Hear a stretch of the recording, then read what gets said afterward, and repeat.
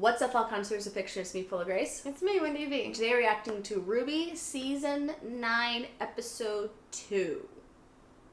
Yes. It's been a hot second, you guys. I've been trying to get access to the RWBY episodes, and it's been such a pain in the rear to get them because Crunchyroll is fighting me, and I've been trying. There's 4 episodes out now, and I can't get the other 2. I'm working on it. It's been an absolute pain. It's driving me nuts. We still plan to react to them. It's just as soon as I can. We're really struggling to get our hands on the episodes. If anyone has any recommendations on how we can access them with Crunchyroll, absolutely, please. There are other reactors putting out reactions to this, and I'm like, what black sorcery witchery thing are you doing to get this? I don't understand. Please share your secrets. I am a fledgling YouTuber. I don't know my way around this that well. Please share your secrets. Last time you watched, you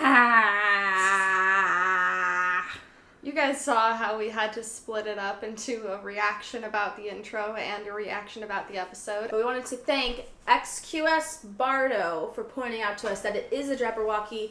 That says so in the credits. No, not the Jabberwocky, it's like Jabberwocker. It's a Jabberwocker? So I think is what he said it was. Yeah, so that's cool. So we got confirmation that it is essentially just the Jabberwocky, and I'm really excited. I wasn't even paying attention to that in the credits. I should have been paying attention I think I stopped before that because we just watched the intro, and after that I was like, I can't handle anything else. I'm fried.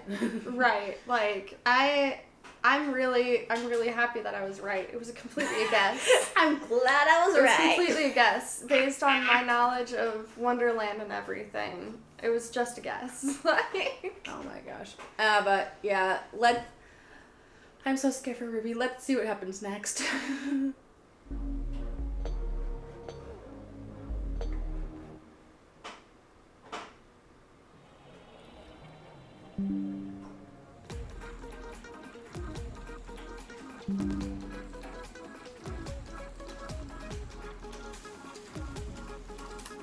It looks so good. I got so many comments people saying this is the best RWBY intro ever. Yes. I love that the R is the door. I need to hear the lyrics because I haven't really listened to the lyrics yet.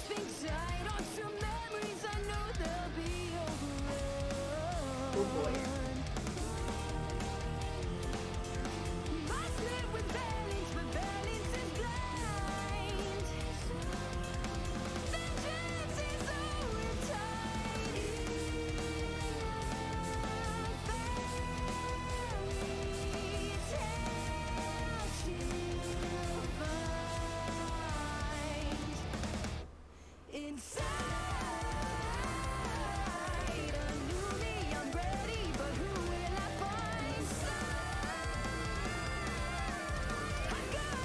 So far, that was in the lyrics. And this is Jones.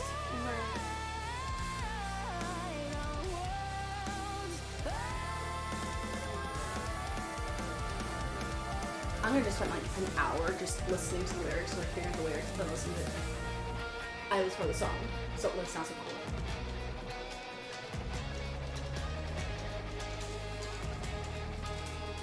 Oh gosh.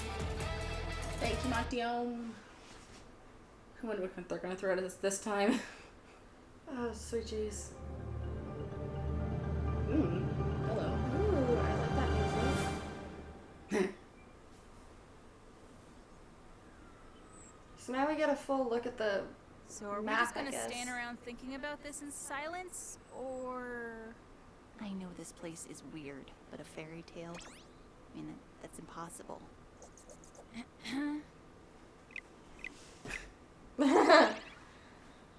What we've seen is improbable, thing? but that doesn't mean we're in an actual fairy tale.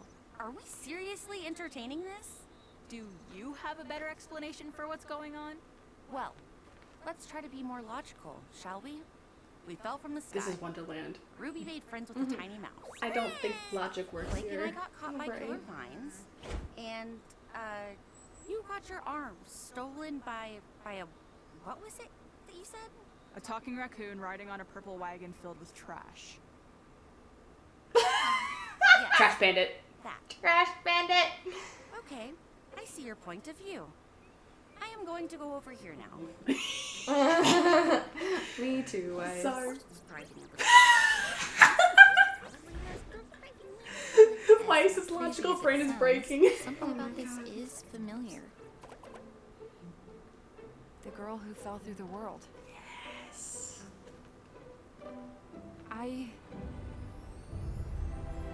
Please tell me Blake's a huge fan of this fairy tale. After. Ever After. We finally have Ever a name for it. That world is make-believe. It was just part of a story we all read as kids. It's not make-believe. Maidens, the four maidens. It's Excuse me. where I live. Can you tell us more about it? Have you ever heard the name Alex? And Alex. Alex, not Alice. Is that Alex. purpose? In the story, Alex fell from the sky and met with the hunter mice. Got trapped in vines, fought a Jabberwocker, and got her knife stolen by a talking raccoon. Yeah, and then she beat the Red King at a board game, met the curious cat, the Rusted Knight, and finally got Rusted out Knight. through... The tree. So what now? Do we go to the tree, look for Alex, Gang's arm? Ruby, you're still missing Crescent Rose. I'll bet the Jinxie Peddler has it. Who? I think Weiss on the verge of exploding. Talking raccoon, I know. Do you know where he might be? Of course. Weiss's anger is driving me. It's so funny. Oh my. Oh, the sleepy dormouse. So the town is just ahead, right? I love all the parallels without I've been copyright thinking, infringement that they if we're have. going to go to this town, we need to be careful. Alex didn't know Jabberwocker their customs instead and of ended up starting a Jabberwocky war and- among the townsfolk. The Trouble followed her Red everywhere King she went. instead of the Queen of Hearts. Well, yeah, but she was kind of a mean person, right? She lied and cheated her way through most of the book. She was trying to survive. The morals of those old stories are so simplistic. Either way, we need to tread lightly. Weiss, I think you're gonna have a rude awakening. Didn't you realize that this was some heroes are real? Just up ahead. Like the girl in the tower. Jinxie Peddler always stops by our village Right. before he goes to town. Do they steal stuff from you guys too? Steal? Never. They just take the things we're not looking at. Fair's fair. Sounds like a legitimate business person. How did they manage to steal your arm anyway? I was knocked out from the fall. When I came to, that sneaky raccoon had already grabbed my arm and ran off before I could stop him. So would you say he caught you? Aww. How disarming. Ooh. About time. For what? Nothing. Weiss ships it! We'll find a way out of here, and then we'll go back home. Oh. Weiss? It's all gone. Oh, her home. There's nothing left for me to go back to. Just like Beacon. You did the best you could for Atlas, Weiss. But it wasn't enough. We hatched a crazy plan that put a whole kingdom at risk, and we don't even know if we saved the relics from... Maybe John and Winter were able to get them out. Despite everything. Despite us. Oh.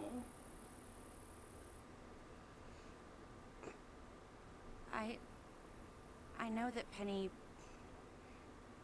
I know that was a lot to hear.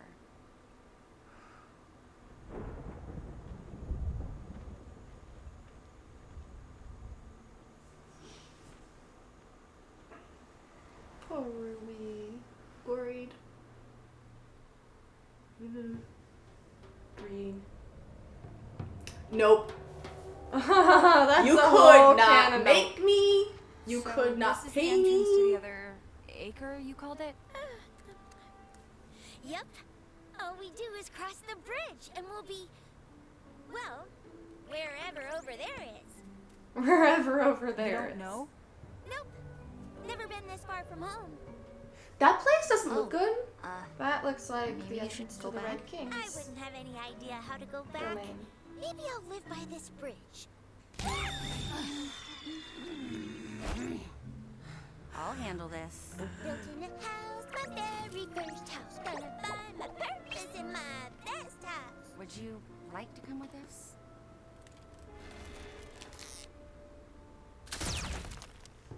Yeah, that's probably for the best.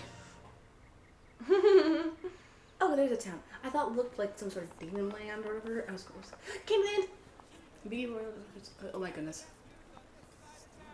Birthday party?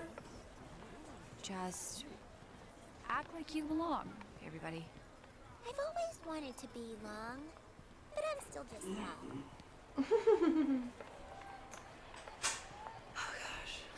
There it is. So what's the strategy? Just start roughing them up or what?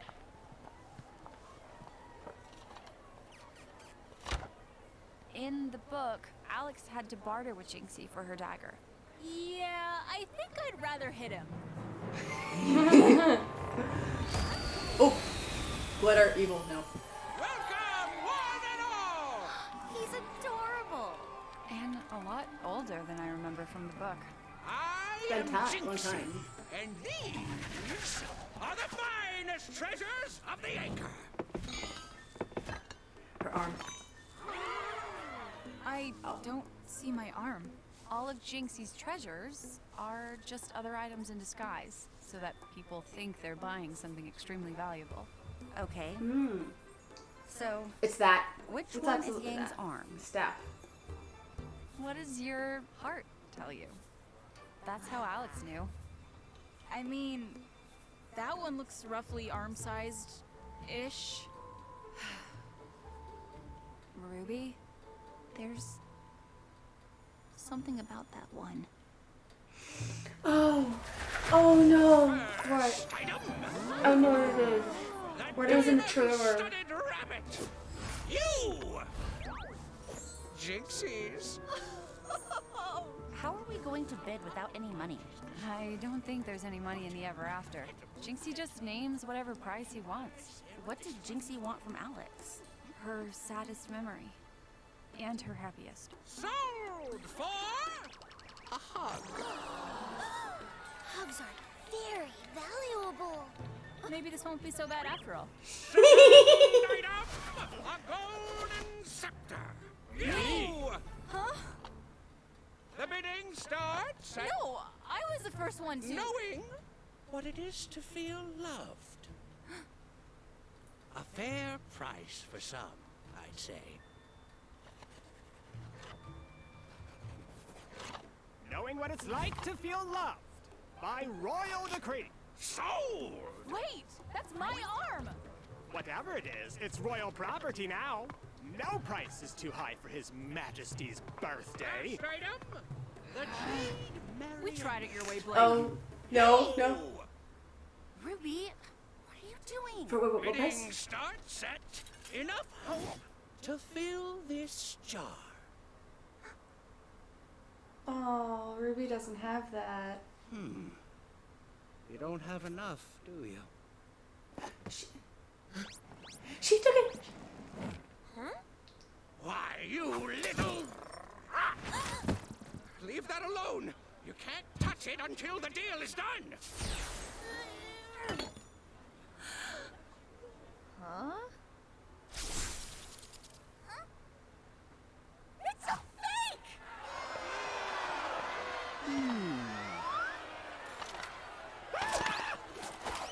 I'm going for it. Yeah, it was. Oh.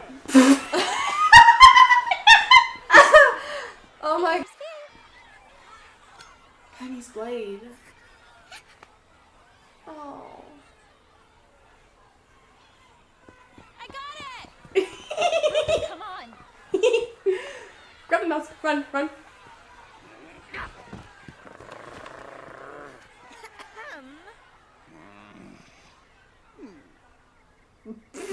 Give me my hug back. Take auctions very seriously. High five? High five? High five? Her humor We're is doing just the back. same thing Alex did. We're ruining everything. That's your biggest concern right now? I've read so many stories. I never thought I'd be the moral of one.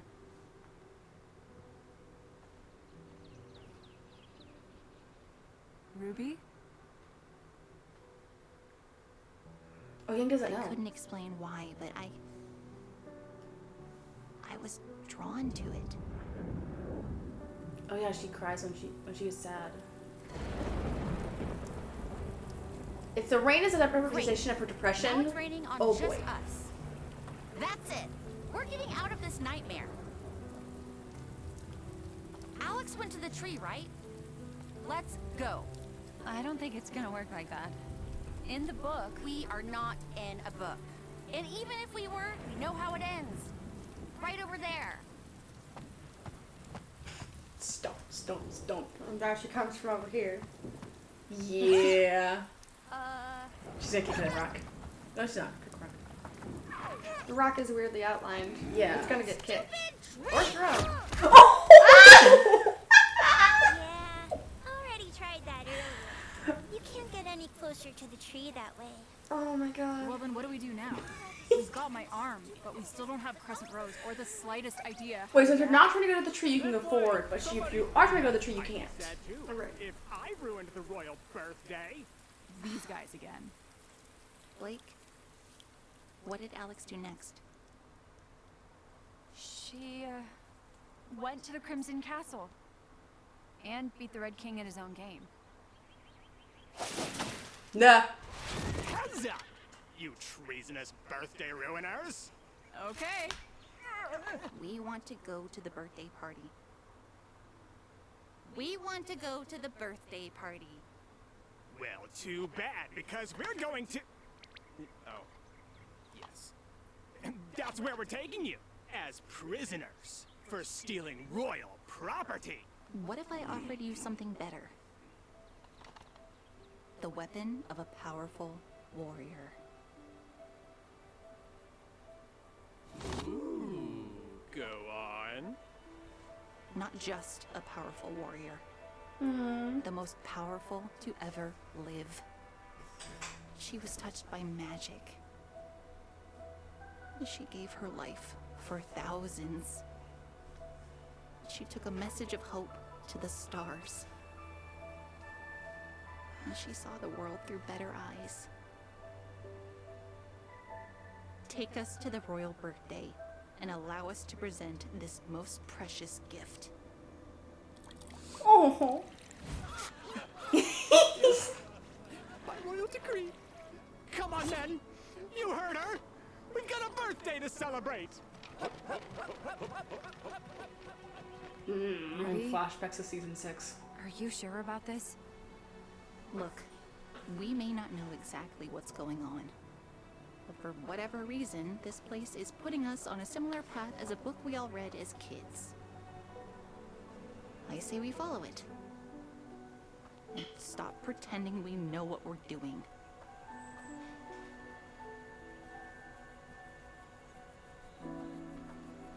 The stark contrast between season 9 Ruby and season 1 Ruby Oof. is great, but it hurts. Yeah. She's so cute. What is that? Aiden during the episode. 0 degrees. Oh gosh. Go on. As I was saying, the stark contrast between season 1 and season 9 Ruby Rose is incredible. With every other character of the Ruby group, they've gone through their own character development. They've all grown. They've all grown tremendously, but they still feel like themselves. Ruby doesn't feel like Ruby anymore, and I feel like that's important. I will agree, yes, she's not acting the same way she has in other seasons. That being said, I don't know if I verbalized this. I've always expected this to happen at some point because she lost her mother and she does remember it. Her mom not coming back. She has been through she's seen so much. She's seen so much, Beacon, and she still has to be the it. leader. And she's grown to be a leader. She's like, I'm not going... And she's getting on the verge of, I don't want to be hurt anymore, or expecting to be hurt again. Yes. One of the two, somewhere in the balance. And depending on, or no matter which one she goes with, but also depending on which one, has extreme effects on how this is going to affect her later on in life for the rest of her life. Unless, of course, she is able to change her perspective, change it somehow, because she has no hope. And maybe she has some hope, but she doesn't want to let it go because it's hope. Who would give up hope? Ruby, when I say that Ruby isn't Ruby anymore, I don't mean that in a bad way. Yes. Because I've been in those moments in my life where I'm not me anymore. And it takes a while to get back to where you are yourself again. Mm-hmm. And getting to see Ruby struggle with not being herself and just trying to keep moving forward is so powerful for her as a character. Like, we see it with everyone else. Blake has gotten to be a better character, a more open character. Same with Weiss. Same with Weiss, but Weiss has turned out to be less of a bitch. Weiss has become nicer. Blake has become more open. Yang is still, for the most part, Yang. That being she's said, a little more traumatized, but she's still Yang. In my opinion, this is a better way of handling depression than we had with Yang. Yes. We've talked about before how we didn't like how they handled her PTSD and all that stuff. Yes. This, I feel as though they're handling this a lot better, and they have been building up to this a lot over the seasons. So Ruby is the kind of character that when you pile so much on top of her, eventually it just becomes a fight to survive. Yes. Ruby isn't living right now. She's surviving, and I can't wait to see her grow throughout this season to a point where she can live again. Take a step again. Yes. One step at a time. Yes. Oh gosh. Any other comments on this episode? It hurt a bit, but it was also heartwarming hearing how Ruby described Penny. That, I almost cried. I almost cried. And you can also, but not just how she was saying it, but the looks on her teammates' faces as she's describing one of her best friends who's dead. And and is describing how much this sword is worth to her and offering it as a gift to someone she doesn't know. That hurt so bad to hear. Mm-hmm. When she said, I mean, like, a better gift, I was like, she's actually gonna give that? Right? Like, I part of me really hopes that in the end they get it back. Absolutely. That either they're using it to trick the king and they plan to walk out of there with it initially, or for whatever reason it shows up at the end. I hope they don't leave without it. Yeah, I want to talk with you about this real fast. You have lost your father. Mm-hmm. And you told me you have lots of keepsakes of your father. This would be, like, I think the only keepsake she would have left of Penny. And yes, it's not her dad or her mom, but this is one of her best friends. Would you be able to give up some of those cherished items? Like if you had one item left of your dad, would you be able to give that away? Absolutely not. No. If I only had one thing of my father's and I in a survival situation I had to choose to give that up or tell a lie about another item that I have on my person and how valuable that is. Gosh, yeah. I'd make something up. Yeah. I would not be giving up that item. That is so important. Precious. That item is so precious now. It's... And you're not even in your world. You can't find anything else. The place where she was living is gone. So, there is way to go, nothing Ruby. left. Way to go for being that strong and also being honest in your strength. Yes. The fact that she didn't just make some shit up about some random item she had on her. I want to agree that it's strength, but at the same time, it feels... Also dangerous. It feels dangerous. I don't know how else to describe it other than it feels kind of like when... I don't know how else to word this other than like when someone is plotting their own demise. Yeah, I did think of that giving too. away their own objects to people Yeah, one they of care the about. biggest signs that someone is going to take their own life, do that, is they start giving like, hey, I have this item. Would you like it? Like, this is something precious to me. Could you keep it safe? Could you watch over this? Like, I know those are big signs. Like, I know that's probably not what's happening. Please no. I don't need that episode. I know that's probably not what's going on, but if at the same time, they it better do felt it right. like it. Yeah. Oh gosh. On the one hand, I could see Ruby thinking thoughts like that. We should put a trigger warning before Absolutely. that we talk about this, Absolutely. by the way. I was planning on it. I was like, But if they're leaning towards Ruby as having thoughts like that, this would be a big sign of it. Her giving that up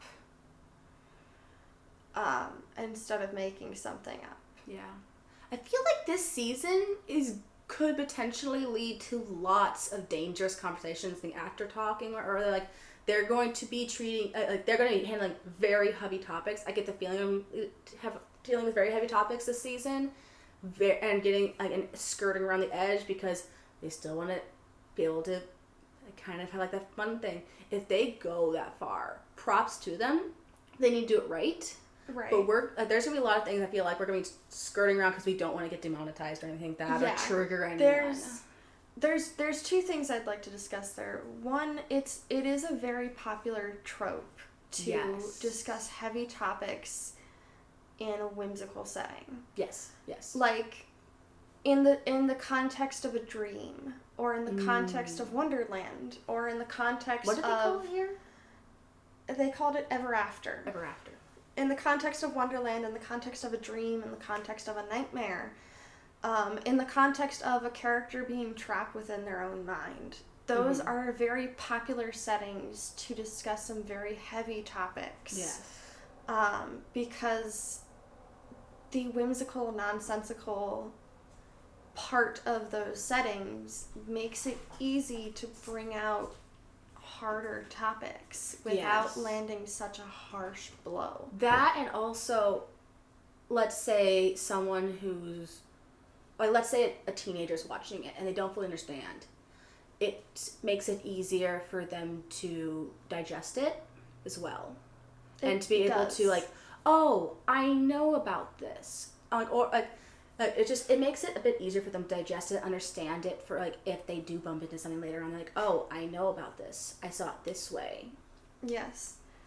But it's kind of like that one line from Mary Poppins. A spoonful of sugar helps the medicine go down. These are some hard pills to swallow, and it's easier to swallow them if we're looking at a happy setting. And I feel like that's probably also why you and I have noticed in this season that there's a lot more of that funny, cartoony, bits to it. Weiss in the background. Weiss in the background. And the little bubbles of frustration, those little bits and other bits that we've noticed just in these past 2 episodes, because they come up quite frequently in this season compared to others.